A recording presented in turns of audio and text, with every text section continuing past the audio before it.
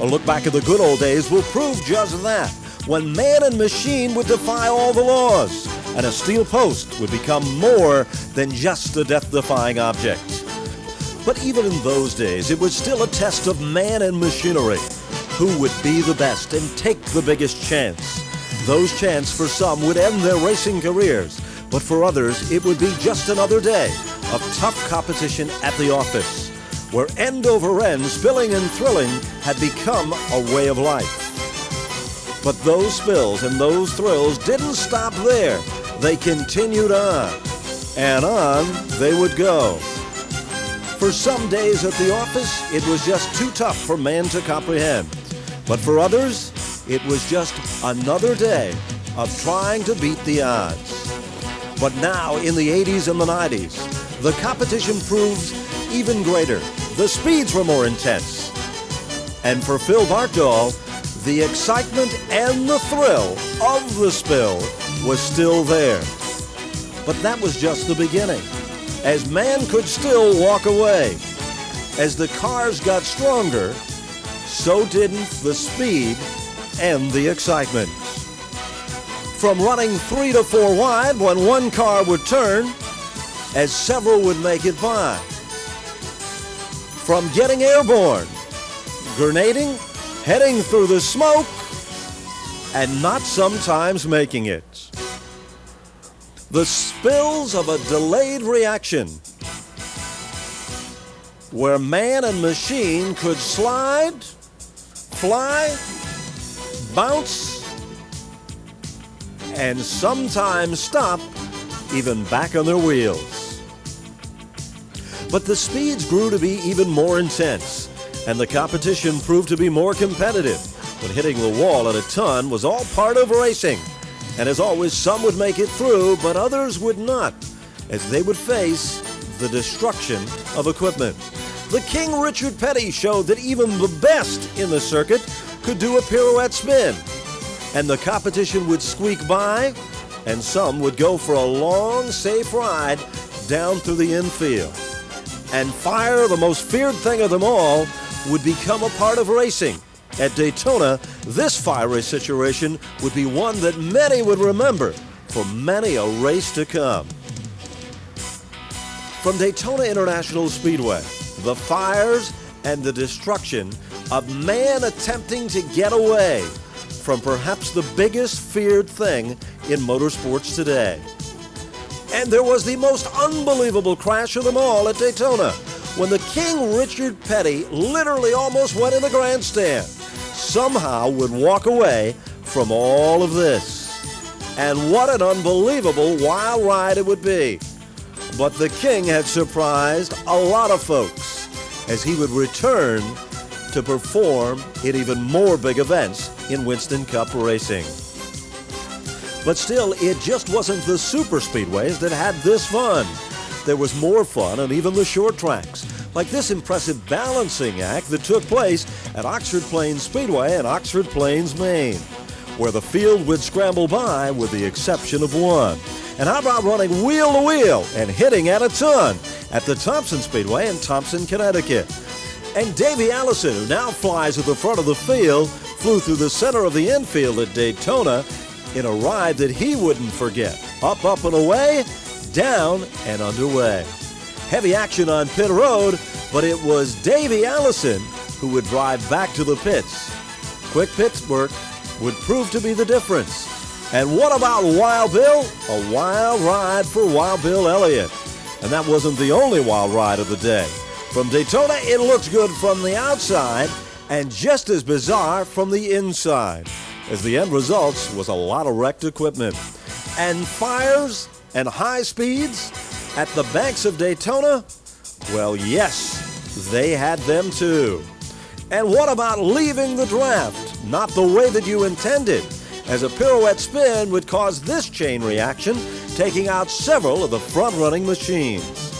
But changes like this were not a part of all events, as a red flag would stop one and begin another form of destruction.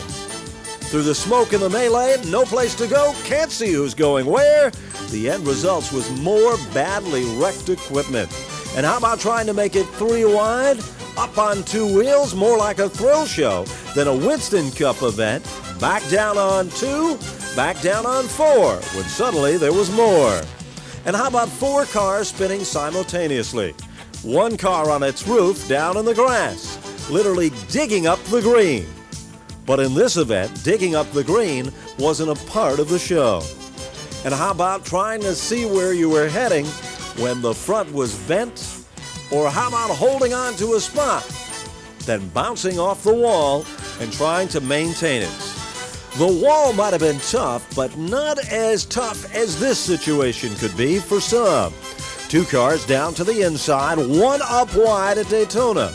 But the frustration will show on some driver's face, and a barrel roll like no other. Classic end over end with nothing left. But somehow the driver will walk away. And how about spins in reverse and spins forward? But they all seem to make it okay.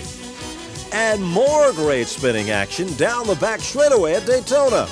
Even the Seagulls had a bird's eye view of this one. How about trying to make it through this? Well, it's just become a way of life in competition during speed weeks as the racing world is set on its end. And from, of course, the New Hampshire International Speedway, almost the thrill of victory. Definitely the spill of defeat. And how about high, wide, and handsome? Cope tries to gather it back. But unfortunately, he copes with the inside wall with car number 10. But that's just the beginning. What about more of the same? More of the spills and more of the thrills. A look from the inside. Is it as exciting as the outside? As one driver tries to hold on, as another tries to hold the car down. And more hitting and slamming and crashing and sliding and waiting for that stop. But that's just the beginning. There's more of the best. There's more testing of who can run through the turns flat out, who can hold their car down and keep it off the wall. For some, it might look easy, but for others, it's a whole different story. How about checking out the green and racing both on the asphalt and on the track with fiery eruptions from Charlotte? Well, one driver will be able to get away from this situation. But as he attempts to get away, he's going to be facing a hot foot. But he still is. How it all began so innocently. A shot to the rear, a hit to the back end of the machine, an eruption in the fuel cell. The car spins around and heads to the bottom side of the racetrack, completely vulnerable to be hit by yet another car. But somehow this driver is okay. And back to more great super speedway competition. It was more spins, more smoke, and more melee. Imagine trying to see and get through all of this without hitting somebody or something. And even though this looks so simple, you can see at these speeds, hitting the wall can make your car a full size to a subcompact. How about hitting at these speeds and then sliding out of control some 100 feet? The King Richard Petty would run well on the outside, but not that well, as he'd have to use a cushion of another Winston Cup friend. 4 cars spinning, backing and thrashing, but still somehow they're all okay. And how about stepping out of the draft just for a moment, swapping a little bit of paint, feeling the power of the horsepower and the bumps of the pavement, running evenly matched. No real problem here. Well, too soon to call. Then everybody got backed up, and even a veteran like Earnhardt shows that being one tough customer still might not be tough enough, as some would make it and some would not. Now imagine if you had the opportunity to do it all over again. Well, we do. It looks so harmless when it all begins.